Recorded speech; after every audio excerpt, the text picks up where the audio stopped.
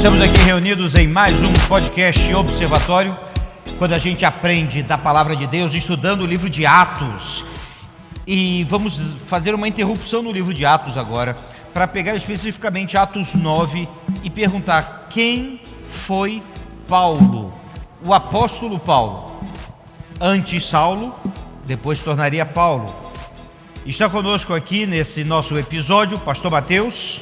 Fala galera, firmeza, mais uma vez, vamos aprender da palavra aí do livro de Atos e para você que está acompanhando, bom dia, boa tarde, boa noite, vamos junto. Jéssica Vitória. Oi. E Eduardo. Opa, tudo bom? Tudo bem, nosso time de comentaristas. Eu vou ler o currículo de Paulo. Se Paulo estivesse nos dias de hoje, qual seria o currículo dele? Vamos lá, nome, Saulo de Tarso, nome de nascimento e consagração. Nascimento, ano 2 a.C., em Tarso, atual Turquia. Cidadania romana, estado civil, viúvo. Onde é que tirou isso? Paulo era membro do Sinédrio. Para ser membro do Sinédrio, precisava ser casado. E em 1 Coríntios capítulo 7, Paulo vai falar muito sobre casamento. Só quem viveu aquilo sabe o que é aquilo. Mas a gente não vê mais. E naquele tempo era muito comum a morte precoce. Expectativa de vida em torno de 30 anos. E a cada parto, metade das mulheres morria no parto. Era um tempo difícil. Provavelmente ele era viúvo. Religião, judeu, da tribo de Benjamim, seguidor da escola farisaica. Ele era um fariseu. Idiomas, falava hebraico, aramaico, grego e latim. Todos fluentes. Latim, a língua oficial, grego, a língua comercial e que ele escreveu as cartas, hebraico, a língua religiosa e aramaico, a língua comum no tempo em Israel. Provavelmente ele falaria outros dialetos também. Formação, doutorado em teologia do Antigo Testamento, na escola de Gamaliel, uma das maiores e melhores escolas de teologia daquele tempo. Diz a Bíblia que ele cresceu aos pés de Gamaliel. Ele estudou com um dos maiores rabinos daquele tempo.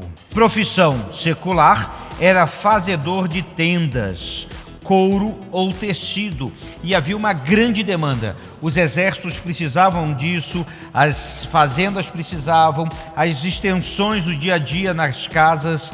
Fazedor de tenda era muito comercialmente favorável, e ele assim tinha esse trabalho. Seu ministério na igreja, missões e treinamento de líderes. Experiência profissional. Primeiro, perseguidor de cristãos. Ele começou assim. Para nós é claro que a gente vê com um grande pesar, e Paulo vai lamentar isso durante a sua vida. Depois que ele se converte, ele vai ser um plantador de igrejas. Vai trabalhar com suporte à ação social e treinamento e capacitação de líderes, tendo em vista Tito, Timóteo e tantos outros. Referências que você pode ligar e pedir a respeito de Paulo. Está Jesus Cristo, que encontrou no caminho de Damasco. Pedro, que caminhou junto, mas também teve seus entraves. Timóteo, Priscila e Áquila, esse casal que vai ser companheiro de Paulo. Diante desse currículo, desse cara excepcional do Novo Testamento, vamos trazer algumas perguntas importantes para o nosso podcast. Eu vou começar aqui com o Eduardo. Eduardo, Paulo, ele era perseguidor de cristãos e se tornaria um líder da igreja. Em suma, Deus nos dá segundas chances? Bom, pastor, com certeza ele nos dá segundas chances, terceiras, até quartas, quantas ele achar necessário, né? Isso, na minha cabeça, assim, quando eu estava lendo, eu pensei, isso pode dar uma falsa sensação de que a gente pode fazer o que a gente quiser e que um dia Deus vai perdoar e acabou, né? Porém, eu acredito também que ao longo do tempo, se você for gastando essas chances, mais difícil vai ser essa mudança, né? Porque o pecado vai se aprofundando, vai criando mais raízes, então para tirar aquilo é mais difícil. E nesse caso aqui específico de Paulo, que ele já tinha um currículo, né, bem mal, né, de perseguição, eu acredito que essa consequência para ele dessa segunda chance, primeiro foi ter ficado cego. Ele ficou 3 dias cego, imagina, né? tô ali, minha missão é perseguir os cristãos ali e tudo. E do nada vem uma luz e conversa com ele, ele reconhece Jesus, mas ele fica cego 3 dias. Imagina a angústia que deve ter sido, né? Mesmo porque não sabia se voltaria a ver. Não tinha nenhuma garantia, né? Então, a grande lição aqui é, sim, ele te dá chances, mas não espere essas chances contarem, porque cada chance perdida é uma dificuldade a mais que você vai ter para a sua vida, né? Para mudar a sua vida nesse sentido. Verdade. E não acredite que terá mais chances, né? Porque o nosso erro é a gente acreditar que a gente ainda vai ter chance ou vai ter uma oportunidade. Às vezes a gente não pode ter outra oportunidade, né? Deus atura os maus, mas não por muito tempo. Pastor Mateus, o apóstolo Paulo era extremamente preparado. A gente viu um pouquinho do currículo dele. Só de idiomas, só do conhecimento das Escrituras, era uma pessoa excepcional.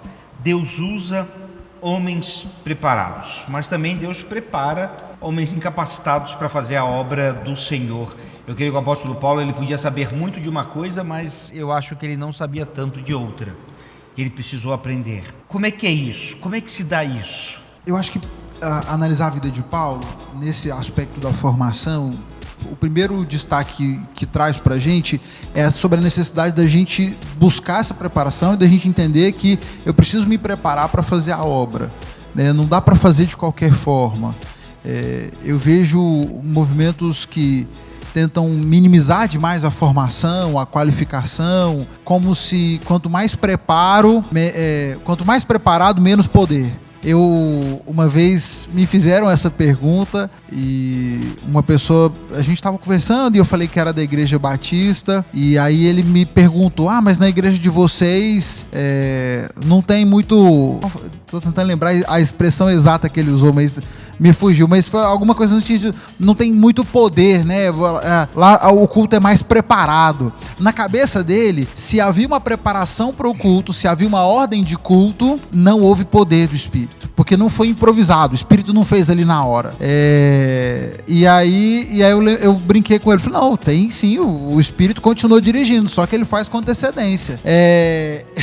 A gente tem às vezes e alguns movimentos trazem essa ideia de que o poder ele se manifesta na pessoa completamente desprovida de qualquer capacidade, mas o que nós vamos ver é que o poder de Deus de fato ele se manifesta e mesmo o super capacitado precisa dessa manifestação do poder, né? Paulo tinha toda essa capacitação e ele quando vai argumentar num episódio, ele vai argumentar com as pessoas, fala, olha, se for para se gloriar do currículo, vamos lá, deixa eu dar o meu.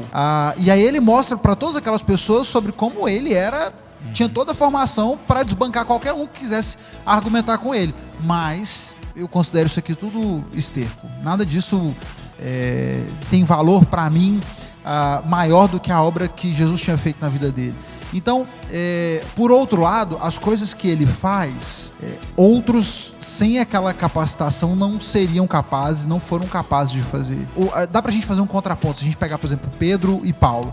Paulo era super capacitado, já tinha uma capacitação prévia. Deus o usou para determinadas ações que só ele seria capaz.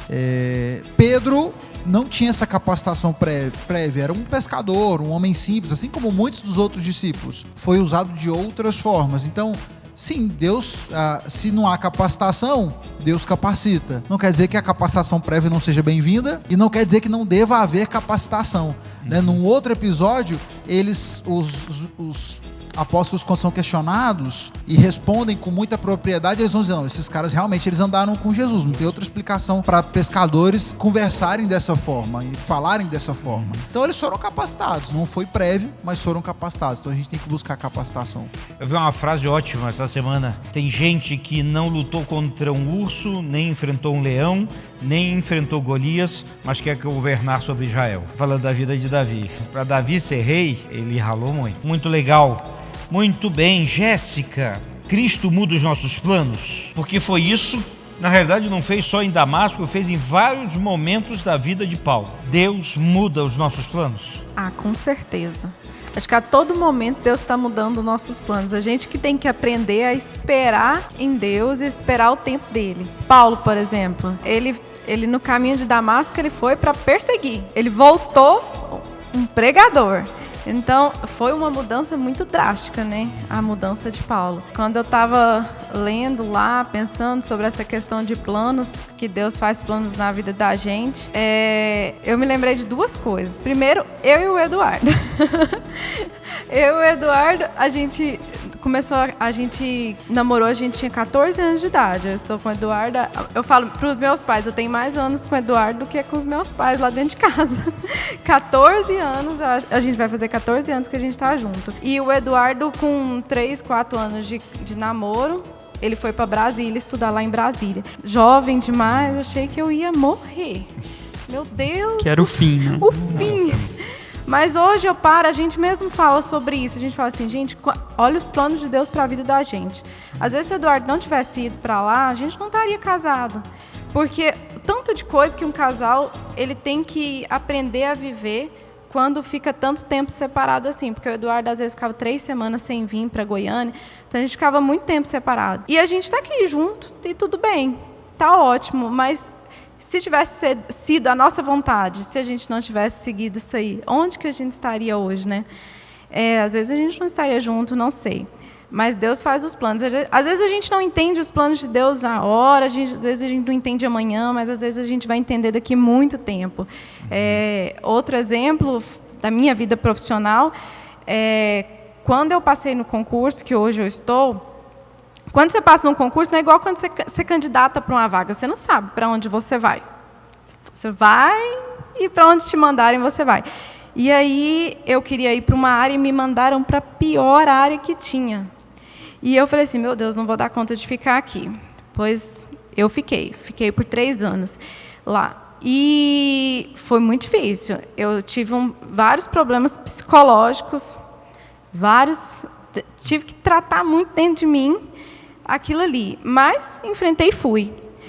Só que lá eu conheci uma pessoa que hoje, faz 3 anos que eu estou em um outro departamento, como supervisora. E eu só estou nesse departamento hoje porque lá eu conheci uma pessoa que viu o meu trabalho, viu o meu esforço, sabia da minha história, sabia o que eu tive que passar para estar ali.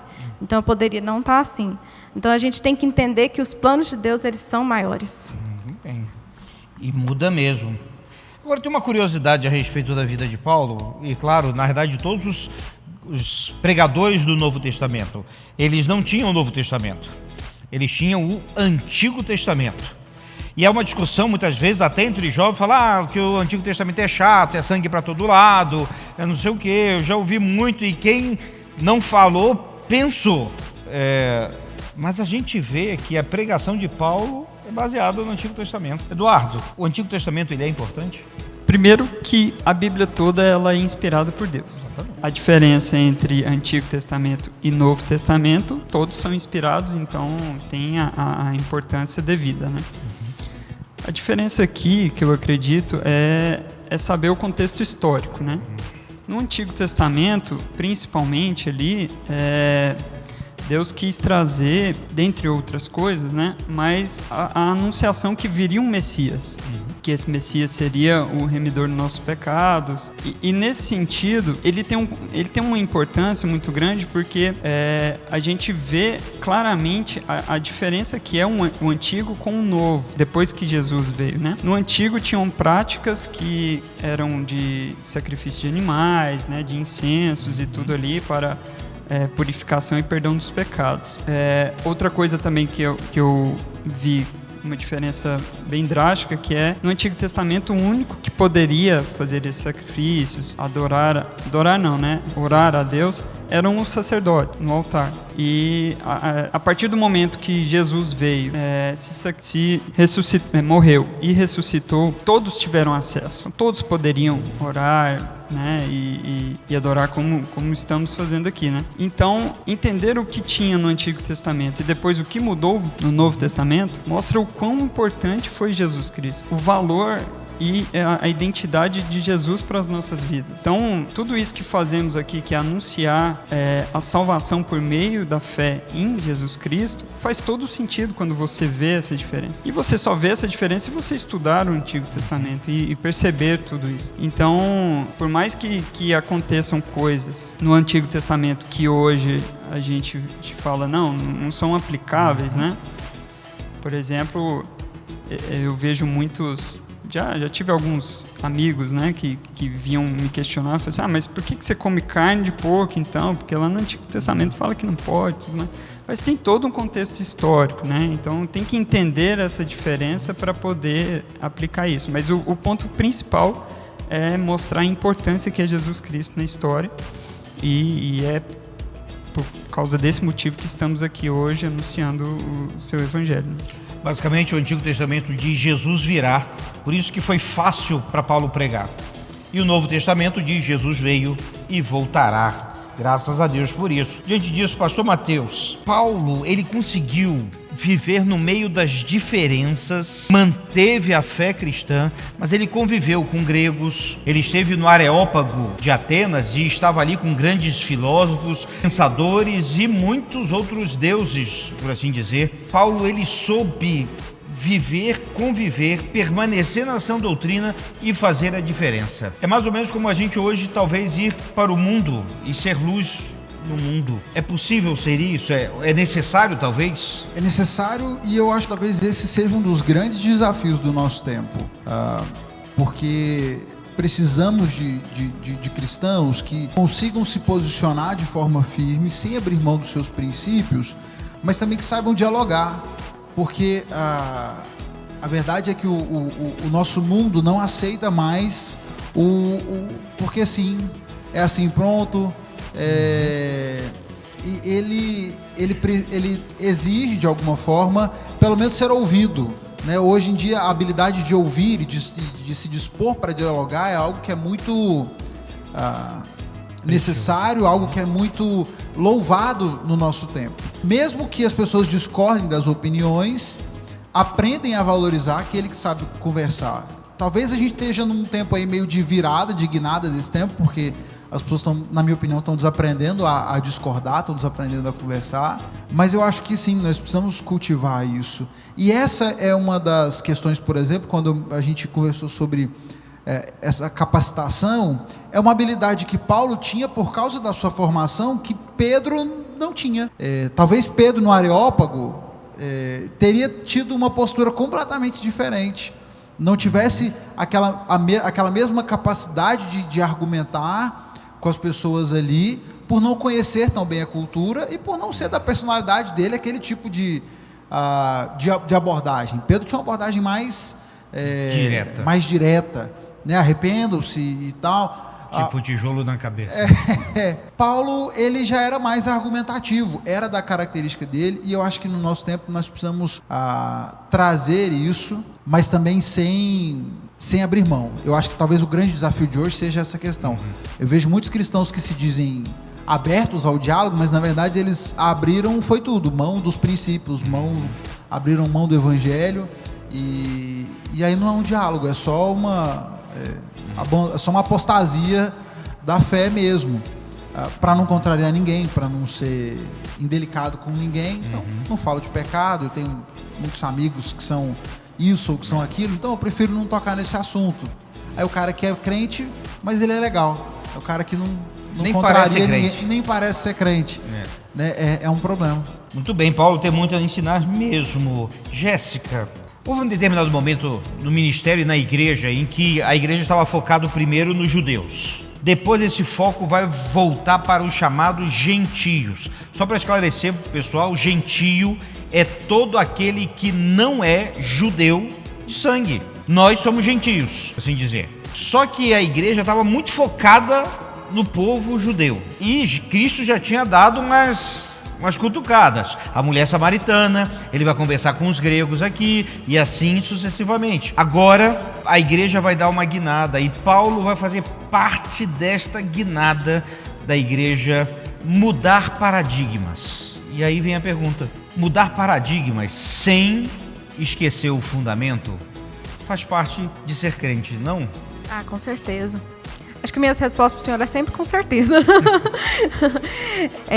Nós precisamos quebrar paradigmas. E pensando nessa questão de paradigma, a gente pode até pensar em Pedro. Pedro, quando Jesus foi mostrar para ele, lá, quando fala que ele estava, na passagem de Atos, que fala que ele estava com muita fome, E aí Jesus mandou 3 homens da casa de Cornélio, né, para que ele fosse para lá pregar. Quando ele chegou, ele viu que tinha pessoas gentis lá, né? E Pedro falou para ele, Jesus falou para ele não chamar de impuro aquilo que ele purificou. Para mim, essa é a passagem mais clara que a gente pode pensar em fugir de paradigmas. Sim. Né? É mostrar que ali era uma mudança de paradigma. E Jesus, ele veio para todos que creem nele, né? Jesus não veio para um povo específico, não. Jesus veio para todos que creem nele. Então, nós temos que mudar os paradigmas, sem sair dos fundamentos, né? Sem perder os nossos princípios. Mesmo porque, eu lembro até uma conversa que eu tive com o senhor um dia, e o senhor falou, Jesus sentou com os pecadores. Jesus não sentou com aqueles que não eram pecadores, porque ele tinha que levar a palavra para aquelas pessoas ali. Então, eu acho que se a gente não olhar para fora disso, para quem que a gente vai levar então? Né? Quem que a gente vai evangelizar? Quem já é evangelizado? Então, nós precisamos mudar os nossos paradigmas e entender que nós precisamos alcançar vidas, seja ela quem seja. Nós precisamos levar vidas e nós precisamos mudar a nossa forma de ver as coisas. E só para dar uma ligada nos pontos, o Eduardo tinha falado a respeito de um colega que falou, porque você come porco, no Antigo Testamento come porco, mas é essa passagem de Atos que Jesus disse, mata e come. Foi aí que liberou a feijoada. Graças a Deus por Jesus Cristo. Graças a Deus. Senhor. Muito bem, Pastor Mateus, uma vida em missão. Paulo tinha uma vida em missão. Tem uma frase que a Junta de Missões Mundiais, se eu não estou enganado, colocou numa das suas campanhas, que é, eu não vim a passeio, eu tenho uma missão. O apóstolo Paulo tinha uma missão. Nós temos uma missão. Nós precisamos nos lembrar dessa missão. Eu acho que, quando eu penso nessa questão de missão, eu vejo, porque Paulo ele ganha um destaque, porque ele exerce um papel de liderança muito importante, mas de alguma forma eu vejo que em todo o movimento que a gente tem retratado no livro de Atos, os cristãos aqui retratados, todos eles tinham muito esse senso de missão, né? Uma das passagens que mais mexe comigo é a passagem de quando a igreja começa a ser perseguida, e o texto bíblico diz que eles estavam fugindo, mas por onde eles iam, eles compartilhavam o evangelho. Eles tinham consciência de que eles tinham a missão de compartilhar aquilo, de levar o evangelho para outras pessoas, e mesmo em fuga eles faziam. O que Paulo nos mostra é esse senso de missão, onde para ele todo o resto era acessório. Se ele estava bem, se ele estava mal, se ele tinha dinheiro ou se ele não tinha, dependente da circunstância, a missão dele era uma só, né? E com certeza ele teve muitas oportunidades para abandonar aquela missão, para deixar de lado aquela luta e para tentar viver o restante de vida que ele tivesse em paz. Mas ele nunca abre mão, porque ele tinha consciência que aquilo era prioridade para ele. Eu acho que nós precisamos nos lembrar de que as nossas prioridades não são as coisas que a gente faz aqui, mas que a nossa prioridade é com Deus, enquanto fazemos outras coisas aqui.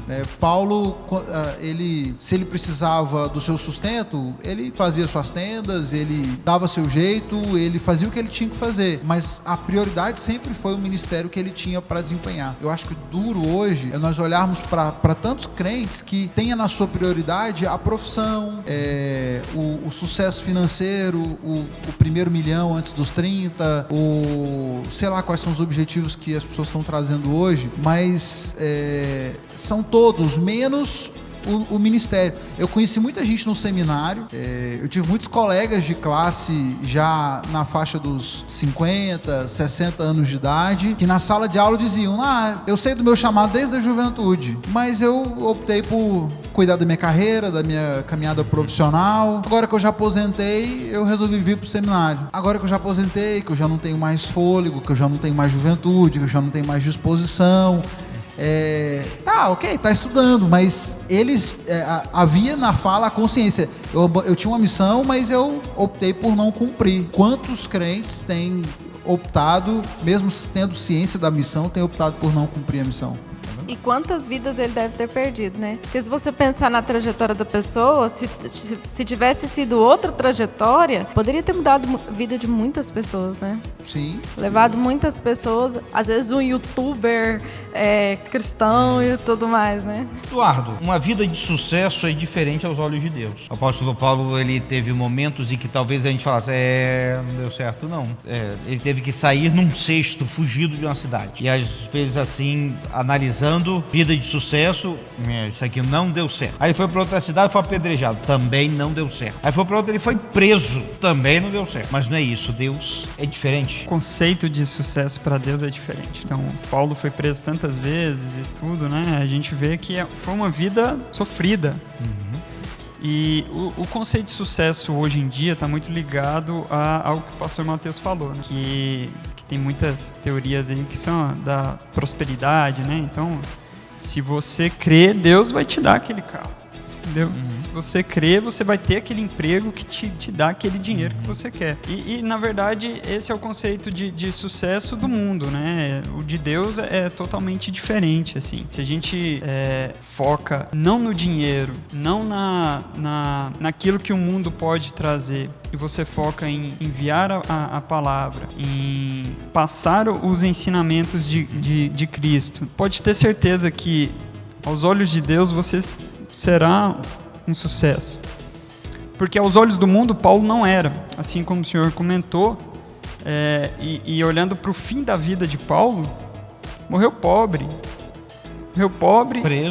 preso, velho, cheio de cicatrizes, provavelmente, né? De tanto que apanhou. Então, você olha se não conhecesse a vida de Paulo antes, você olha só para ele, imagina, eu fico imaginando, né? Quando eu leio assim, eu fico imaginando um senhor numa cela fria, porque aquela região era muito fria, né? E só esperando o guarda vir trazer ele para ser decapitado. Então, isso não é uma vida de sucesso para o mundo, né? Então, com certeza é diferente, mas pode ter certeza que o sucesso que o mundo prega lá é um sucesso temporário, que no final das contas pode ter certeza que Paulo estava muito mais feliz do que alguém que tenha muito dinheiro e no final da vida morra sozinho. Muito bem, para terminar, Paulo teve que lutar muito na sua vida. E aí eu pergunto para todo mundo rapidamente, Paulo é um exemplo a ser seguido? Mestre pastor Mateus?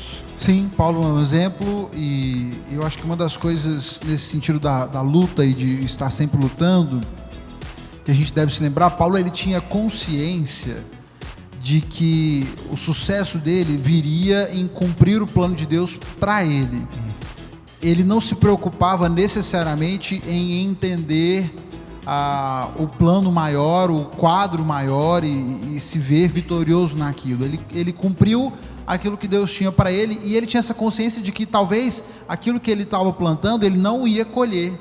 Ele próprio vai argumentar nesse sentido, fala, olha, um planta, o outro colhe, nem sempre nós vamos acompanhar todo o processo desse crescimento. E talvez justamente por ter essa consciência é que ele era capaz de cumprir a missão dele sem se frustrar em não ver os resultados que ele gostaria e que ele esperava que acontecessem. Então, eu acho que às vezes a gente se frustra muito na caminhada porque a gente espera ver o sucesso realizado a curto prazo, de forma que a gente consiga mensurar a vitória, né? Onde eu estava, onde eu cheguei, e eu consiga contar o lucro que eu alcancei nessa minha caminhada. Se esse fosse o critério de Paulo, realmente ele não alcançou nenhum sucesso e provavelmente não teria ido até o final, não teria persistido. Eu acho que entender que Deus ele é Senhor sobre tudo e o plano dele é maior, me dá essa tranquilidade de assumir o meu papel pequeno, fazer com determinação aquilo que foi colocado para que eu fizesse, sem necessariamente me frustrar em não ver tudo o que eu gostaria de ver, né? Talvez os resultados do meu trabalho outra pessoa é quem vai colher, e tudo bem, o plano é de Deus. Se eu entendo isso, eu acho que isso nos dá mais motivação para trabalhar mesmo sem ver os resultados. Jéssica, Paulo é um exemplo a ser seguido? Paulo é um exemplo a ser seguido. Como o pastor Mateus falou, Paulo ele entendia a missão que ele tinha. Ele se chamava de o ministro de Cristo entre os gentios. Então ele focou na missão dele e ele foi na missão dele. O nosso problema é que muitas vezes a gente desvia das nossas missões.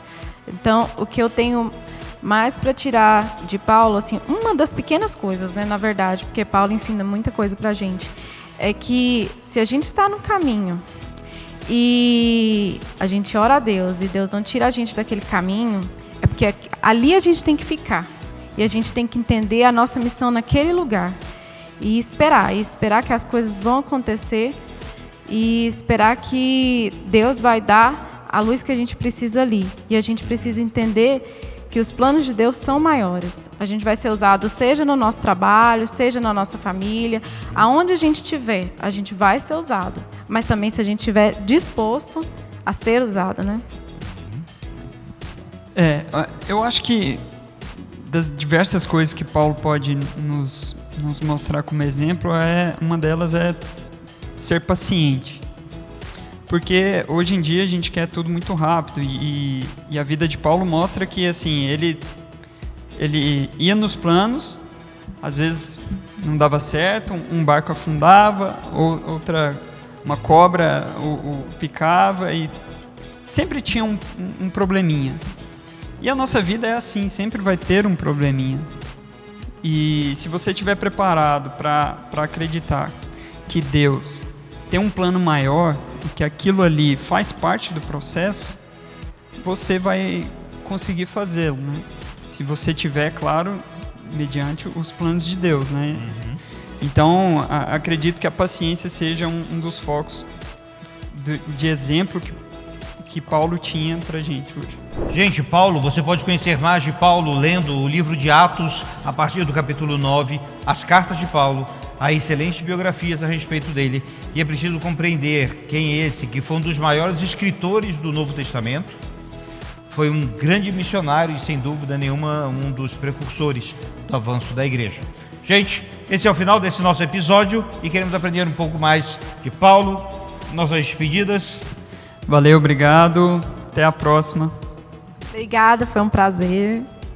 Gente, sigam firmes, acompanhando aí o Observatório. Se você não viu os episódios passados, faz aquela maratona. Eu sei que você faz com a Netflix, então dá para fazer no podcast também. Acompanha, dá uma olhada nos episódios anteriores e segue com a gente aprendendo aí. Deus abençoe e um grande abraço.